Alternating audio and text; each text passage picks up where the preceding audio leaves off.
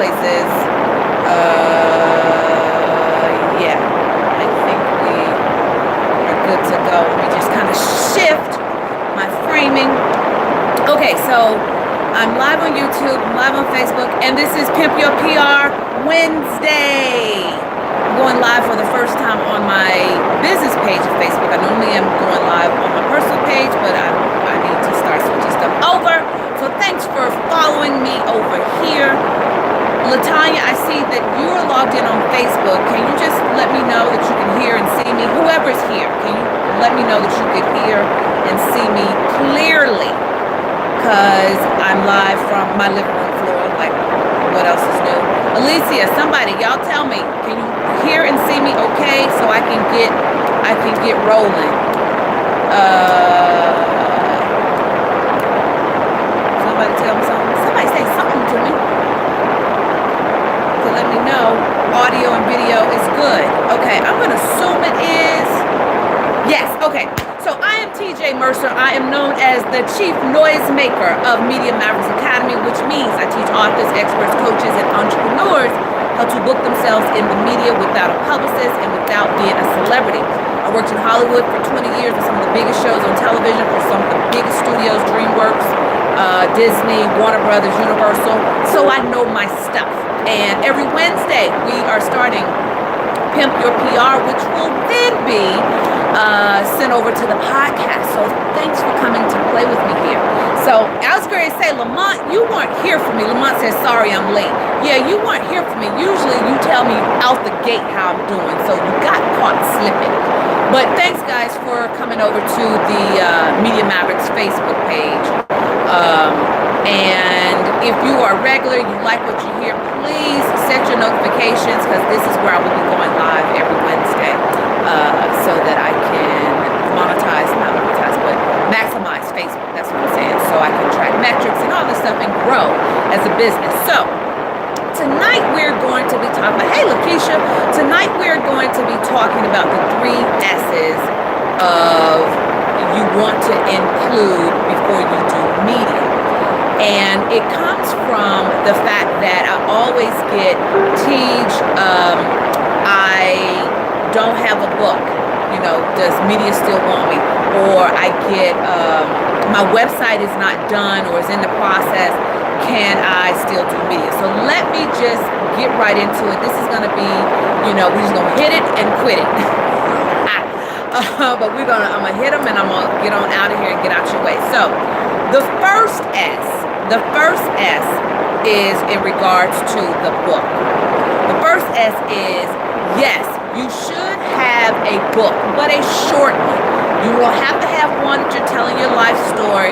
There's nothing in media that gives you more credibility than having a book. Now, when my clients come to me and work with me one-on-one and they don't have a book, then that's where I tell them, okay, but you got blogs, you have Facebook posts, you got something on this specific topic that you can talk about that we can turn into a book.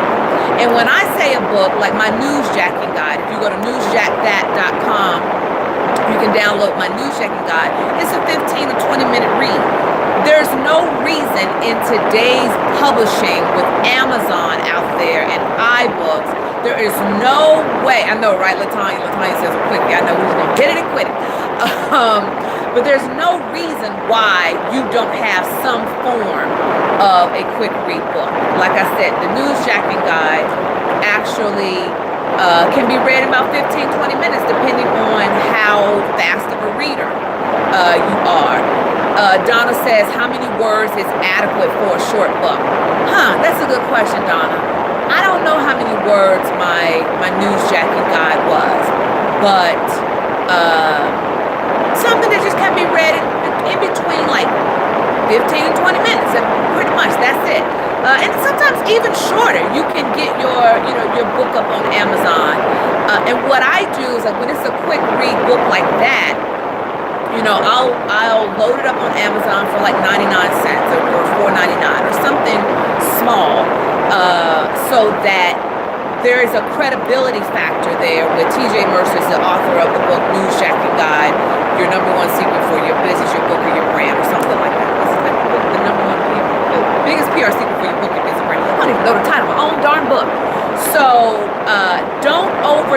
this, y'all.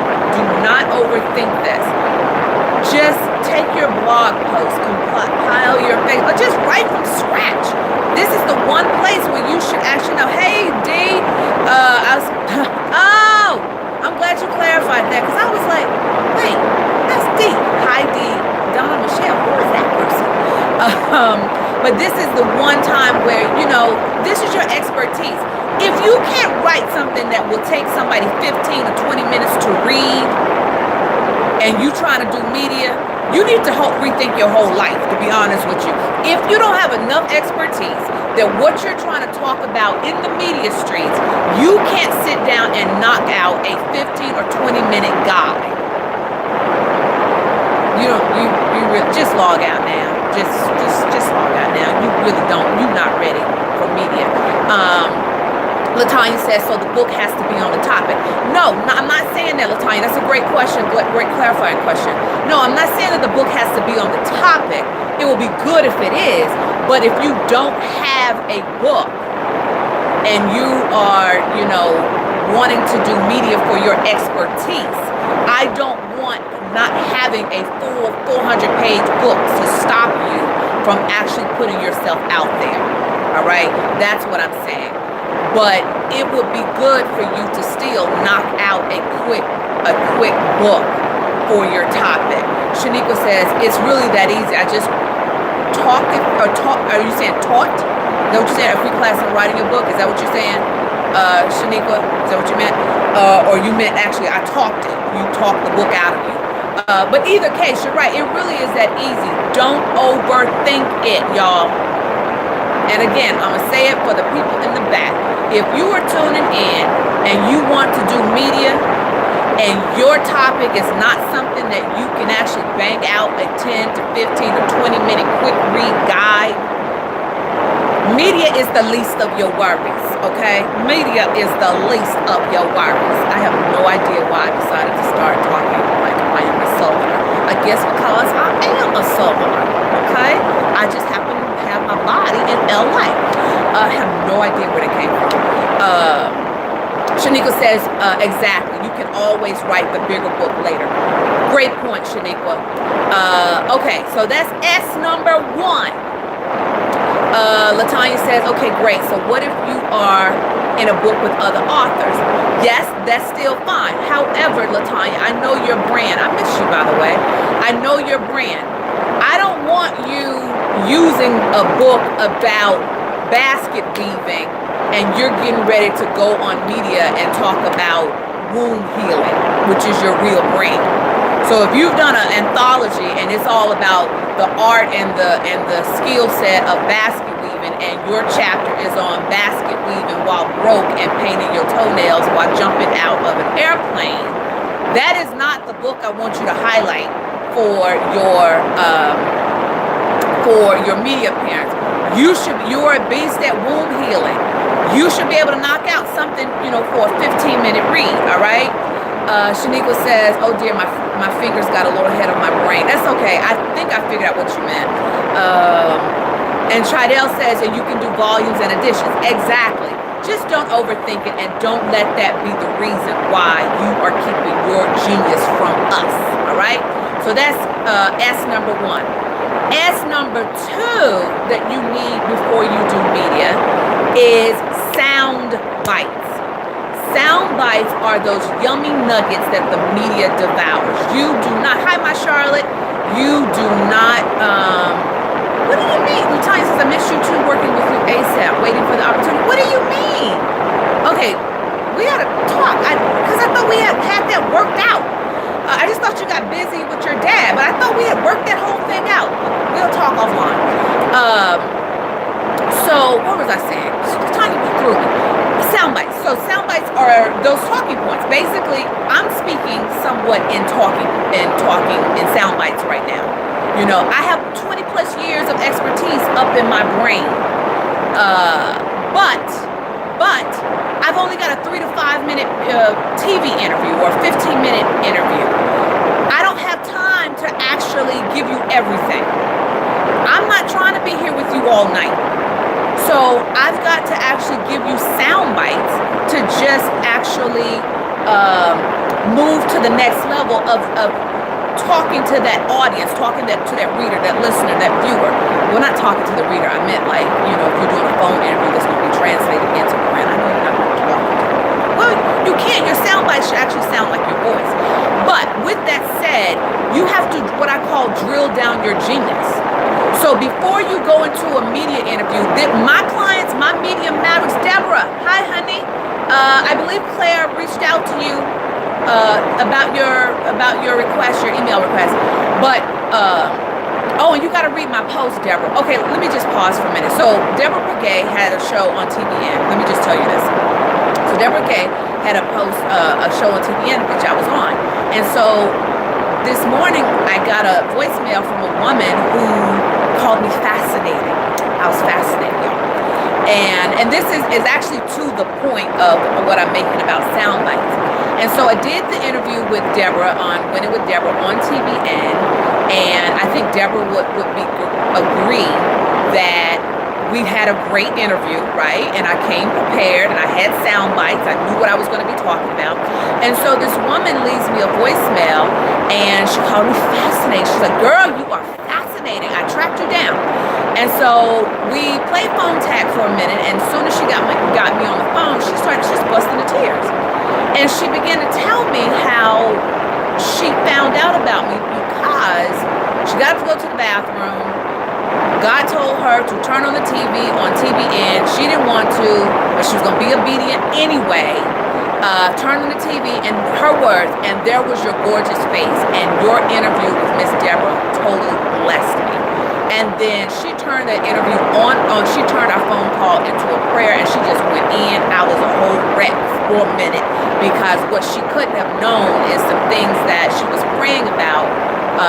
Me and my right hand had a conversation earlier, and my right hand was telling me the same thing. It was things I'm scared of, I didn't really want to do, one feeling, one digging, anything like that. But the point is that when I did Deborah's interview on Winning with Deborah, I came prepared with sound bites. I did not wing it. I didn't show up thinking, "Oh, you know what, I'm going to just speak off the cuff." I came to actually make sure that it was a conversation,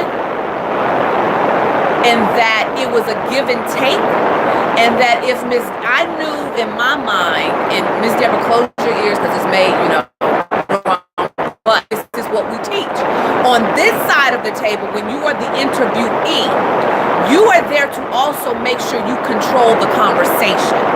Meaning, I can't let Miss Deborah go down a rabbit hole when I know I have a limited amount of time of really trying to communicate and connect with that viewer, that listener, that reader.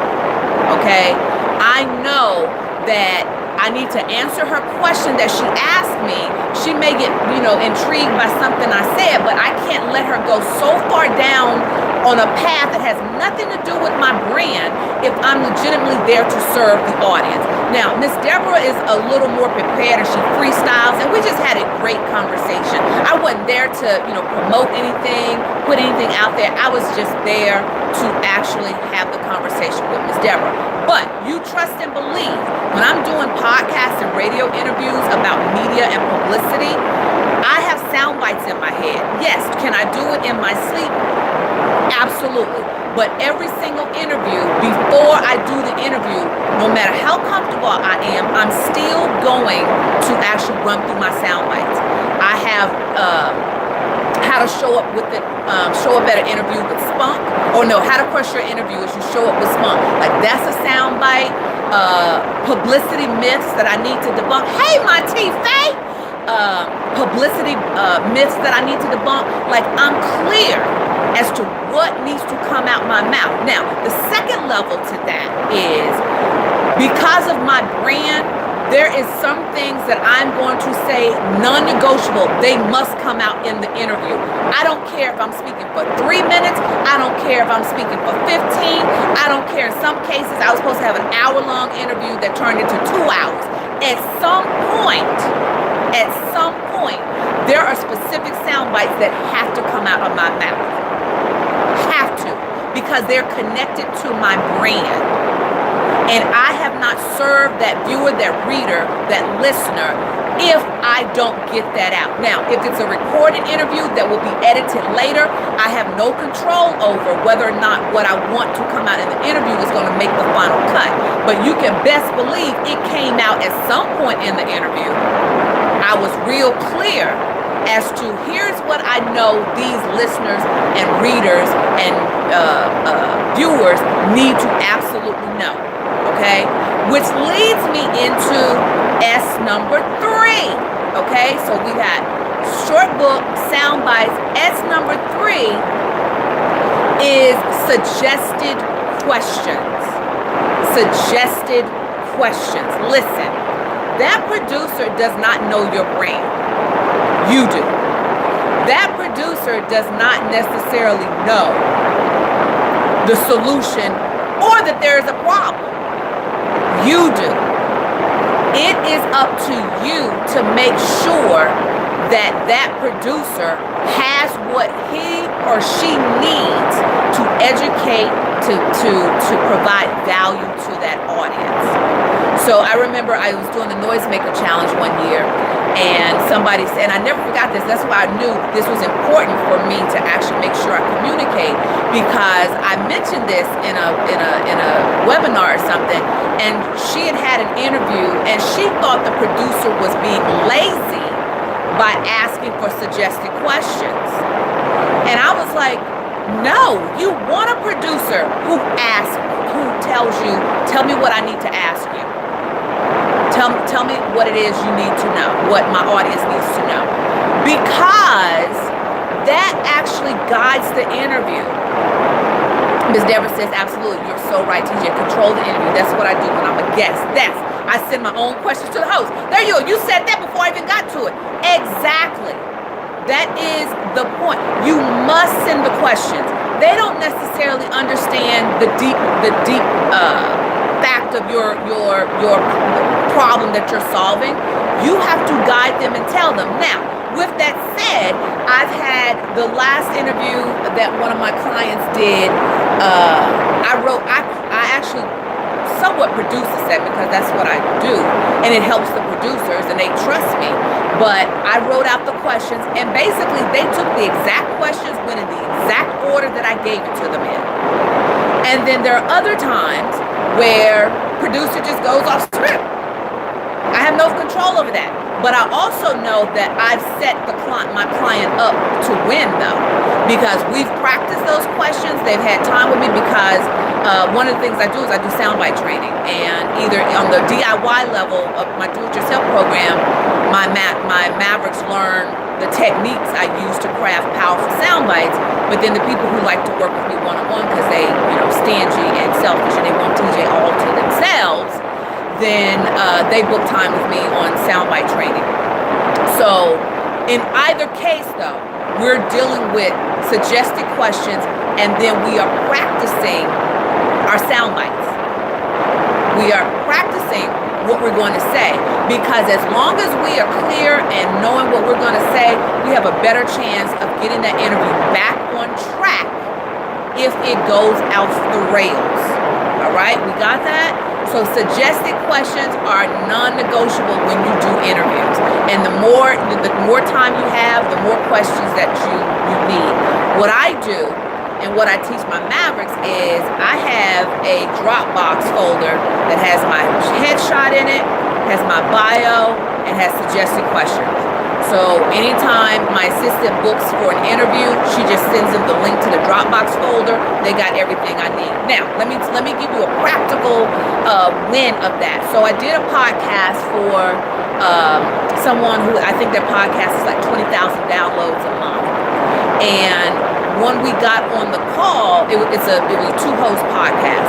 When we got on the call, they both were like, "You are our favorite guest ever." And I was like, well, the interview hasn't happened, so how can I be your favorite guest? And I hadn't even said a word.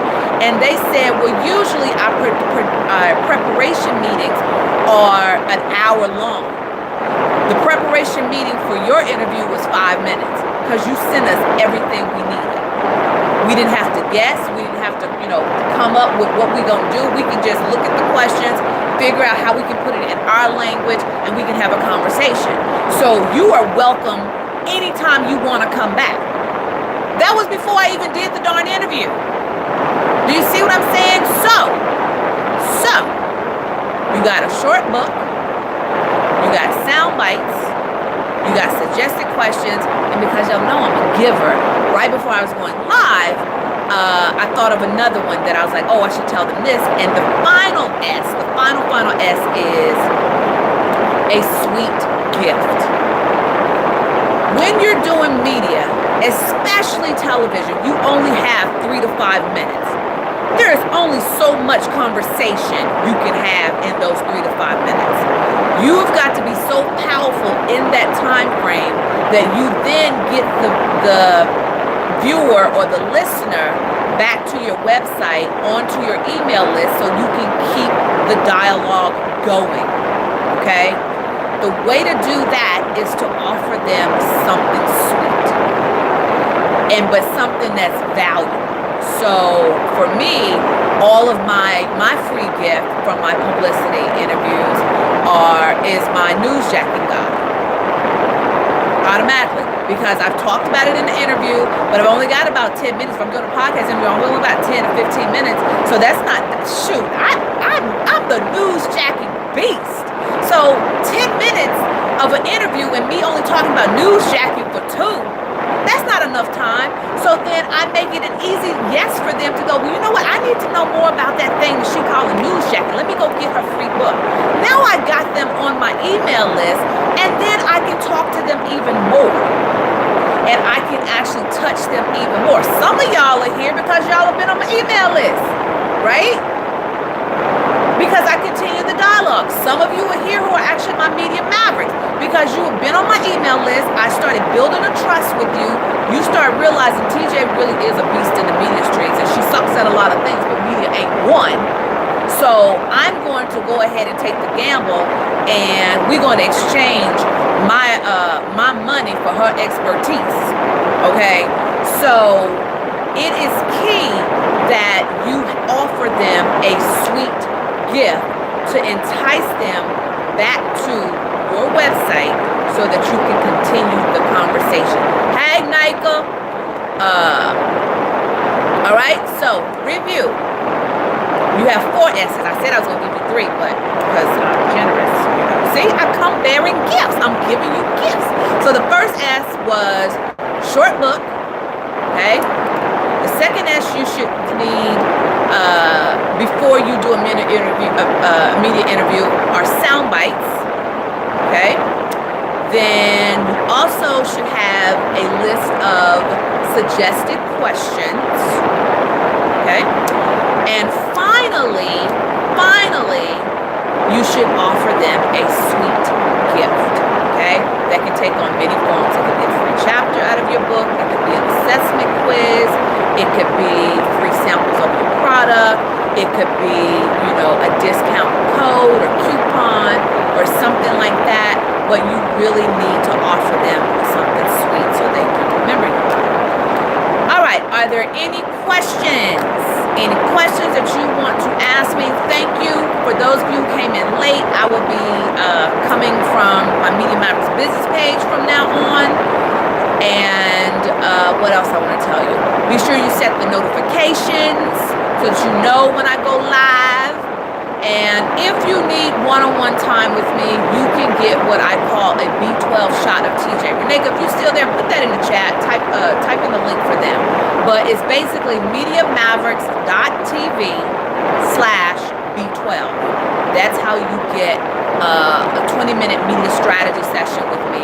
Alicia, if you're still here, do I not change the game for you on my B12s because you had one yesterday? Alicia had one, and he was like, I'm just letting you know this is a matter of formality. I'm going to be a maverick already. So, Charlotte says, thank you for sharing your genius. It is my pleasure, Pumpkin. Denise says, thanks, lady. You are welcome. Deanna says, love you, Teej. Love you, too. There it goes, Nathan. They can put it in there. MediaMavericks.tv/B12, as well as Alicia says, oh my gosh, I love that. Alicia says it's an oxygen mask. All right, Renee, make a note of that, because that's a good little description that should go in our marketing. My B12 shots are like an oxygen mask. We're gonna roll with that. So that's it, guys, and I'll count it down. D says, this was so timely and impactful for me. Yay! I love when I'm timely. I love when I'm timely. So that's it. Love you too, Alicia. In 10. Any last minute questions as I count it down?